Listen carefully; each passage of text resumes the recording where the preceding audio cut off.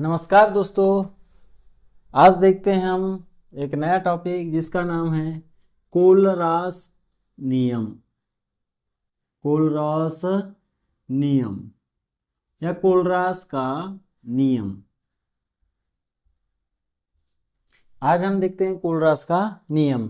तो सबसे पहली बात तो यह है कि कोलरास का नियम किससे संबंधित है, ये कोलरास ने क्या नियम दिया था। तो सबसे पहले हम देखते हैं दोस्तों, ये किस पर अप्लाई होता है या ये किस पर लागू होता है ये नियम। ठीक है, तो कोलरास नामक एक वैज्ञानिक था।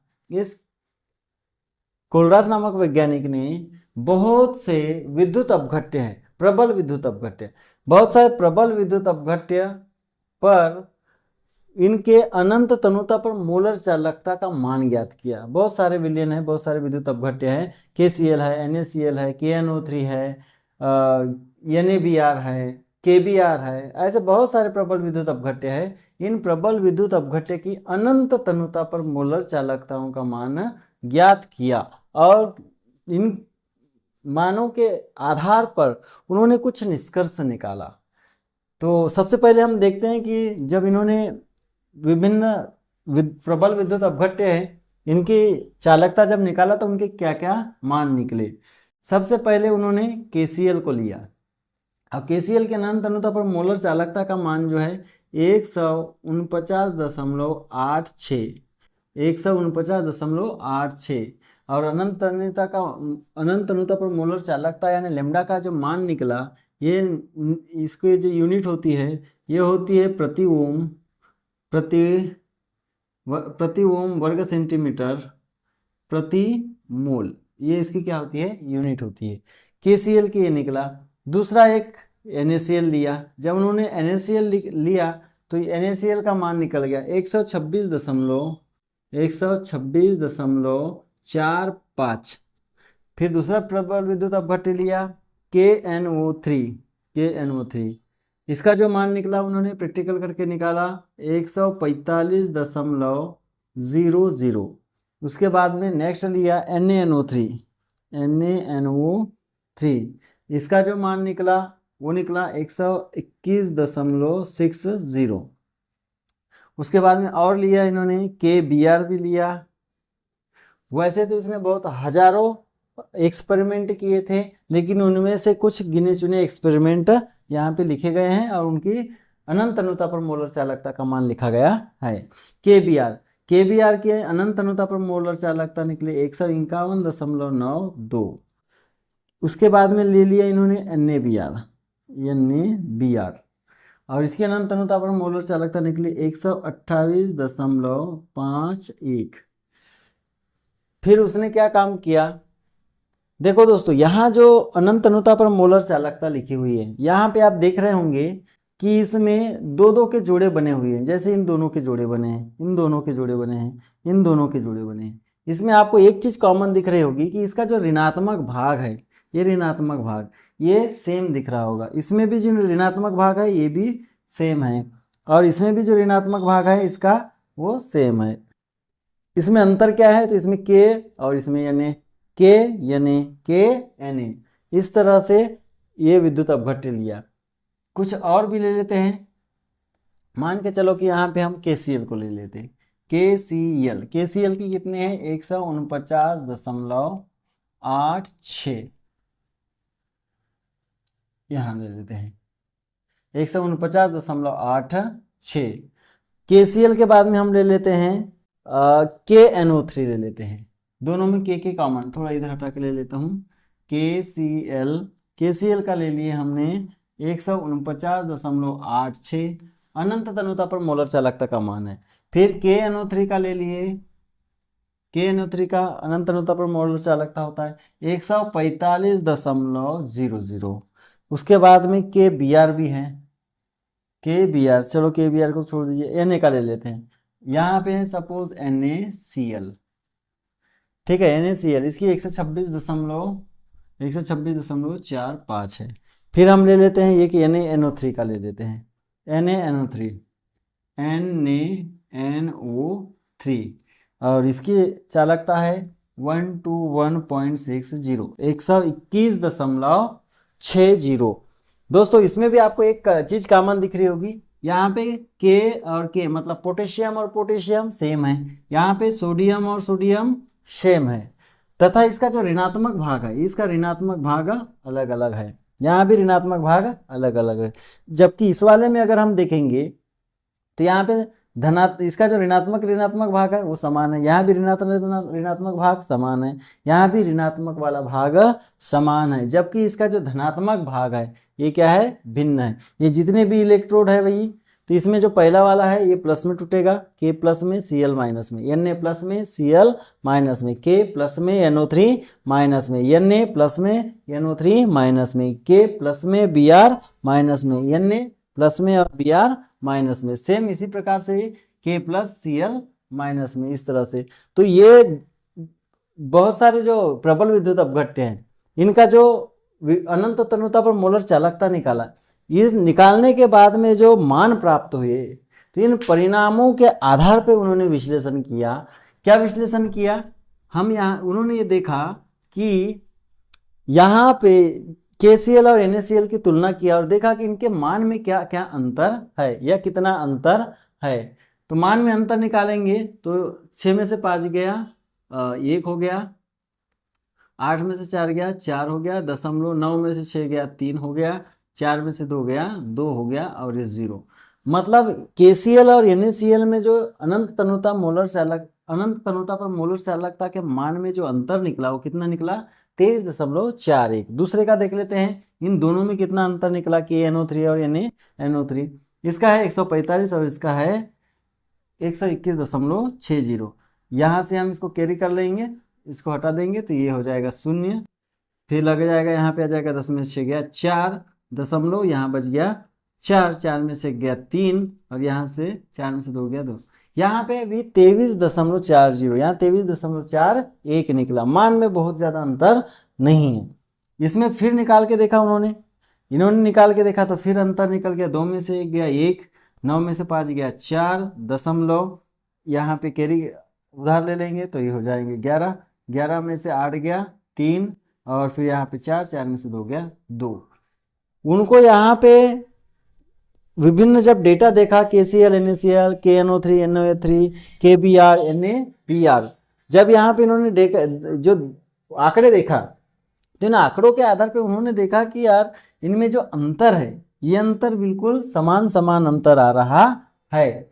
फिर उन्होंने दिमाग लगाया कि ये अंतर किसके कारण आ रहा है, तो उन्होंने देखा KCl और NaCl है, KCl में भी Cl है और NaCl में भी Cl है। अगर हम इसको तोड़ते हैं तो K प्लस में टूटता है और Cl माइनस में टूटता है, NaCl को तोड़ते हैं तो Na प्लस में टूटता है और Cl माइनस में टूटता है। अर्थात यहाँ पे जो ऋणात्मक भाग है दोनों का ऋणात्मक भाग है एक समान, लेकिन जो धनात्मक वाला भाग है ये धनात्मक वाला भाग भिन्न भिन्न है। अर्थात यहाँ पे उन्होंने ये दिमाग लगाया कि ये जो अंतर निकला है दोनों में, तो ये दोनों में जो अंतर निकला है ये धनात्मक भाग या धनात्मक आयन के अंतर के कारण ये अंतर निकला है। यहाँ पे भी देखेंगे तो K प्लस और Na प्लस है, इसका मतलब यहाँ पे भी वही तत्व है, वही आयन है जिसमें यहाँ पे थे उसी प्रकार से, और अंतर भी वही निकला।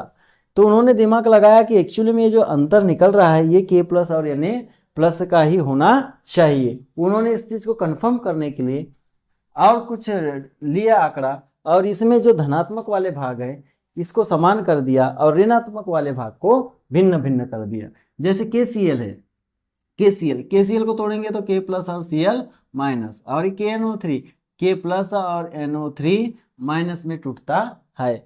यहाँ पे जो है प्लस वाला भाग समान है। दोनों का अंतर निकाला, जब दोनों का अंतर निकालेंगे तो यहाँ पे हो जाएगा 8 6.954 हो गया और यहाँ पे 0, तो इसका अंतर निकल गया 4.86। फिर यहाँ पे देखा K को छोड़कर अब Na को लिया, मतलब धनात्मक भाग Na है, सोडियम है, इसको समान किया और फिर अंतर निकाला तो फिर देखा तो यहाँ पे 5 आ जाएगा, 4 में से 14 में से 6 गया, फिर 8 आ गया दशमलव, यहाँ पे हो गया 5 में से गया 4 और 0। यहाँ पे भी अंतर जो है लगभग उतना ही निकला, 4.85 अंतर निकला। तो इससे स्पष्ट होता है कि यहाँ पे इससे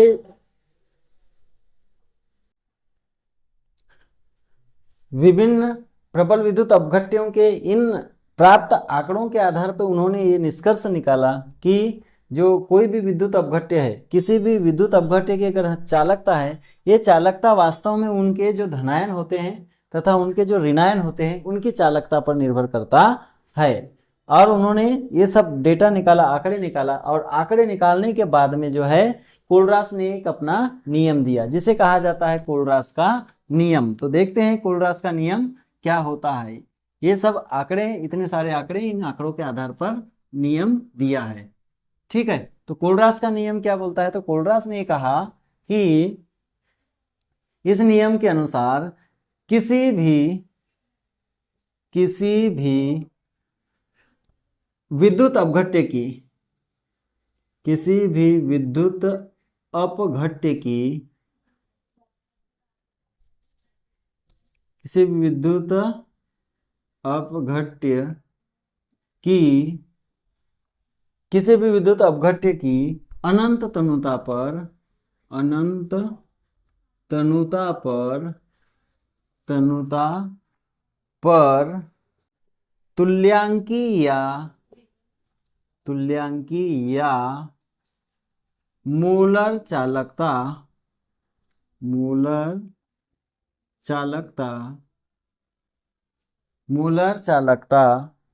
का मान उसके धनायन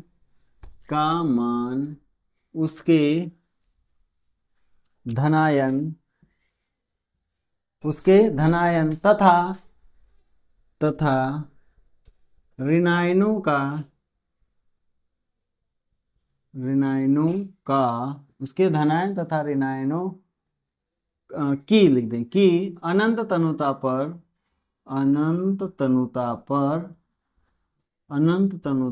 मोलर या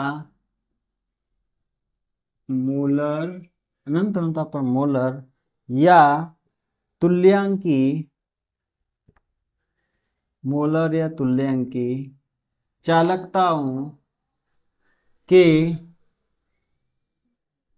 चालकताओं के योग के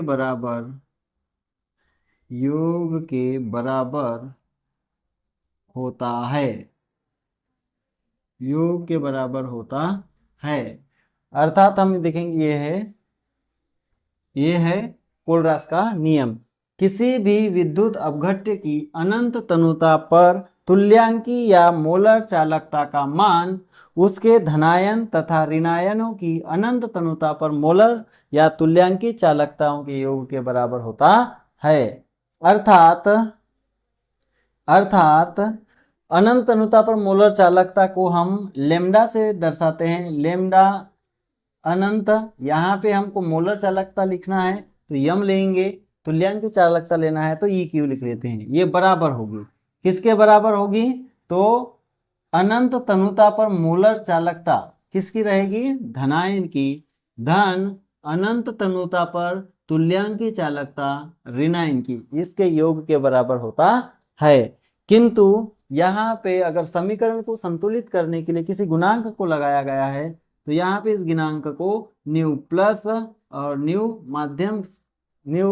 माइनस से अंकित कर दिया जाता है। और ये जो समीकरण बनता है ये कोलरास का नियम का एक समीकरण है या कोलरास का नियम का एक गणितीय रूप है। और अगर किसी भी विद्युत अपघट्य के अनंत तनुता पर मोलर चालकता निकालना है तो हम इसी के माध्यम से निकालते हैं। जैसे हमारे को निकालना है, जैसे NaCl हमारे पास में NaCl, इसकी अनंत तनुता पर मोलर चालकता निकालना है तो इसे ऐसा लिखेंगे, लेम्डा अनंत तनुता पर मोलर चालकता। अब मोलर चालकता जिसकी निकालना है, जैसे NaCl की निकालना है तो यहाँ पे NaCl बराबर, NaCl को अगर हम तोड़ेंगे तो Na प्लस में टूटेगा और Cl माइनस आयन में टूटेगा। तो Na प्लस का तो यहाँ लेम्डा अनंत, यहाँ पे Na प्लस आ जाएगा, धन लेम्डा इनफाइनाइट Cl माइनस हो जाएगा। तो NaCl का अगर अनंत अनुता पर मोलर चालकता के लिए लिखना है तो इस तरह से इसको लिखा जा सकता है। मान के चलो कि हमारे पास में ऐसा लिखा हुआ BaCl2 बेरियम क्लोराइड, यहाँ क्लोरीन 2 है और Ba 1 है, तो इसको हम लिखेंगे अनंत तनुता पर मोलर चालकता BaCl2, ये बराबर हो जाएगा। यहाँ पे समीकरण को संतुलित करने के लिए लिखते हैं, इसको अगर हम तोड़ेंगे तो ये टूटता है, Ba2 प्लस में टूट जाता है, प्लस 2Cl माइनस में टूट जाता है। तो जब यहाँ पे हम लिखेंगे इसको तो यहाँ पे Ba2 प्लस, तो अनंत अनुता पर मोलर चालकता है यहाँ पे Ba2 प्लस जैसे का वैसा, फिर प्लस यहाँ पे Cl को 2 बार करेंगे 2, और यहाँ पे अनंत अनुता लिख देंगे मोलर चालकता, और यहाँ पे Cl माइनस, और इस तरह से जो है इसको लिखा जा सकता है। चलिए दोस्तों, आज देखते हैं कोलरास समीकरण का एक क्वेश्चन कि इस कोलरास के समीकरण की सहायता से इसको कैसे हल किया जा सकता है। चलो हम हल करेंगे इसको सॉल्व। प्रश्न बोलता है एसिटिक अम्ल के लिए अनंत तनुता पर मोलर चालकता ज्ञात कीजिए। किसके लिए ज्ञात करना है? तो एसिटिक अम्ल के लिए ज्ञात करना है। दिया गया है, क्या क्या दिया गया है? अनंत तनुता पर मोलर चालकता HCl की दी गई 426 प्रति मोल वर्ग सेंटीमीटर प्रति मोल है, और इसकी अनंत तनुता पर मोलर चालकता CH3CON है, सोडियम एसीटेट, इसकी है 91 प्रति मोल वर्ग सेंटीमीटर प्रति ओम वर्ग सेंटीमीटर प्रति मोल है। और तीसरा है अनंत तनुता पर मोलर चालकता NaCl की 126 प्रति ओम वर्ग सेंटीमीटर प्रति मोल है। चलिए इससे हम निकालते हैं कि किस तरह से इसको हल किया जाता है। सबसे पहला काम करेंगे इनको तोड़ने का। सबसे पहले दिया हुआ है एसिटिक, सबसे पहले दिया हुआ है हमारा अनंत तनुता पर मोलर चालकता। अनंत तनुता पर मोलर चालकता दिया है HCl का, HCl। अगर इसको हम तोड़ेंगे तो किस तरह से टूटेगा? तो ये टूटेगा अनंत तनुता पर मोलर चालकता HCl की H प्लस में टूटेगा, धन अनंत तनुता पर मोलर चालकता Cl माइनस में टूटेगा। दूसरा दिया हुआ है अनंत तनुता पर मोलर चालकता CH3COONA, CH3COONA। यदि हम इसको तोड़ेंगे तो ये टूट जाएगा अनंत तनुता पर मोलर चालकता CH3COONA है। तो दोस्तों यहाँ पे Na प्लस में टूटता है, प्लस अनंत तनुता पर मोलर चालकता CH3COO माइनस में टूटता है। तीसरा अनंत तनुता पर मोलर चालकता किसका दिया हुआ है? NaCl का, NaCl का। ये कैसा टूटेगा? तो अनंत तनुता पर मोलर चालकता Na प्लस का टूटेगा, प्लस अनंत तनुता पर मोलर चालकता Cl माइनस का। ये इस तरह से हमने तोड़ दिए। तो दोस्तों अब हम क्या काम करेंगे, आप चाहे तो इनको समीकरण दे सकते हैं। इसको समीकरण नंबर 1, इसको समीकरण नंबर 2 और इसको समीकरण नंबर 3 दे सकते हैं। अब हमको ज्ञात क्या करना है? एसिटिक अम्ल। एसिटिक अम्ल कैसा निकलेगा? तो CH3, एसिटिक अम्ल होता है CH3COOH, और इसका निकालना है हमको, तो ये ऐसा निकाल देंगे अनंत तनुता पर मोलर चालकता CH3COOH निकालना है, और ये किसके बराबर होता है? तो लेमडा इनफाइनेट यहाँ पे आ जाएगा H plus plus lambda infinite CH3COO minus, इसमें हो जाएगा। और इसका मान हमको CH3COOH का अनंत तनुता पर मोलर चालकता ज्ञात करना है। चलिए तो अब हम क्या काम करेंगे? सबसे पहले हम देखते हैं कि हमको निकालना है CH3COOH यानी H प्लस और CH3COO माइनस। इन समीकरण में देखना है कि H प्लस कहाँ से मिलेगा। तो H प्लस मिल जाएगा समीकरण नंबर पहले से, और CH3COO माइनस कहाँ से मिल जाएगा? तो समीकरण नंबर दूसरे से मिलेगा। समीकरण तीसरे की कोई जरूरत नहीं है। तो हमको क्या करना पड़ेगा? एक समीकरण 1 तथा समीकरण 2 को जोड़ना पड़ेगा और समीकरण तीसरे को घटाना पड़ेगा। तो हम यहाँ पे लिख देंगे ऐसा, equation first plus second minus third. इसका मतलब है कि इक्वेशन समीकरण पहला और दूसरे को जोड़ेंगे और तीसरे को घटाएंगे। जैसा है वैसे ही लिखेंगे। लेफ्ट हैंड साइड को लेफ्ट हैंड साइड में, राइट हैंड साइड को राइट हैंड साइड में लिखेंगे। तो यहाँ पे आ जाएगा अनंत तनुता पर मोलर चालकता, ये है HCl का, सीधा HCl लिख रहा हूँ। फिर प्लस लगा दूंगा, अनंत तनुता पर मोलर चालकता CH3COO Na का आ जाएगा, प्लस अनंत तनुता पर मोलर चालकता आ जाएगी NaCl की, NaCl, और ये बराबर हो जाएगा। राइट हैंड साइड वाले को लिखेंगे तो ये आ जाएगा अनंत तनुता मोलर चालकता H+ की प्लस अनंत तनुता पर मोलर चालकता Cl- की। फिर लगा देंगे प्लस दूसरा वाला अनंत तनुता पर मोलर चालकता Na प्लस, फिर प्लस अनंत तनुता पर मोलर चालकता CH3COO-। अब देखिए दोस्तों, ये तीसरे को घटाना पड़ेगा। हमने यहाँ पे भी, यहाँ पे हमने चिन्ह लगा दी, ये चिन्ह लगा देंगे घटाने का, यहाँ भी चिन्ह लगा देंगे घटाने का। तो यहाँ घटाने का चिन्ह लगा देंगे, यहाँ ब्रैकेट लगा देंगे। फिर आ जाएगा Na अनंत तनुता पर मोलर चालकता Na प्लस, फिर आ जाएगा प्लस लेमडा अनंत तनुता पर Cl-। ये इस तरह से। अब इस चिन्ह का अगर अंदर गुना करेंगे तो इसके सामने भी माइनस आ जाएगा, इसके सामने भी क्या आ जाएगा, माइनस। प्लस माइनस का गुना माइनस, और यहाँ पे भी माइनस। तो मैं इस चिन्ह को डायरेक्ट अंदर लगा देता हूँ, यहाँ से इसको हटा देता हूँ, तो ये माइनस हो जाएगा और ये भी हो जाएगा माइनस, और ये ब्रैकेट हट जाएगा। ठीक है दोस्तों, इस तरह से हो जाएगा। चलिए अब हम नीचे करते हैं। अब इसमें से हम सबसे पहले काम करते हैं, ये जो माइनस वाला है, ये Na प्लस माइनस वाला है, ये Na प्लस प्लस वाले से कट जाएगा। ये Cl माइनस वाला जो है, ये Cl प्लस वाले से भी कट जाएगा। तो हमारे पास बचेगा क्या, लेमडा इनफाइनेट H+ बचा, फिर प्लस लेमडा इनफाइनेट अनंत तनुता पर मोलर चालकता CH3COO- बचा। ठीक है, अब ये इतना बच गया, इधर मान रख देंगे। अनंत तनुता पर मोलर चालकता HCl का मान कितना है, प्रश्न में दिया हुआ है HCl का मान, ये HCl का है 426। फिर धन का चिन्ह। CH3COO-Na का मान कितना दिया है, 91, ये हो गया 91। फिर लगा दो माइनस, NaCl का कितना दिया है, 126 लिख दिए।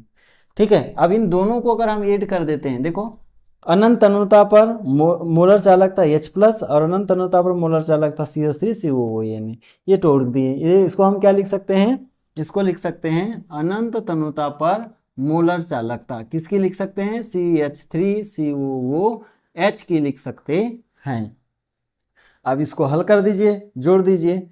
तो यहाँ पे 426 और 91, 126, 426 में से 126 को घटा दिए, 300 बच गया, और 91 को जोड़ दिए तो आंसर आ जाएगा 391। अर्थात इसका जो अनंत तनुता पर मोलर चालकता निकलेगी 391 प्रति मोल वर्ग सेंटीमीटर प्रति ओम वर्ग सेंटीमीटर प्रति मोल, ये निकल जाएगी प्रति मोल, और ये बराबर हो जाएगा अनंत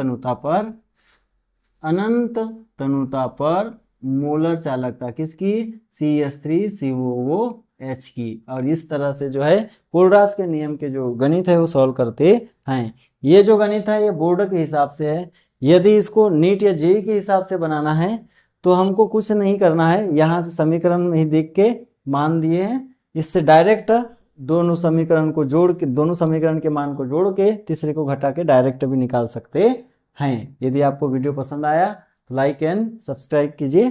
धन्यवाद।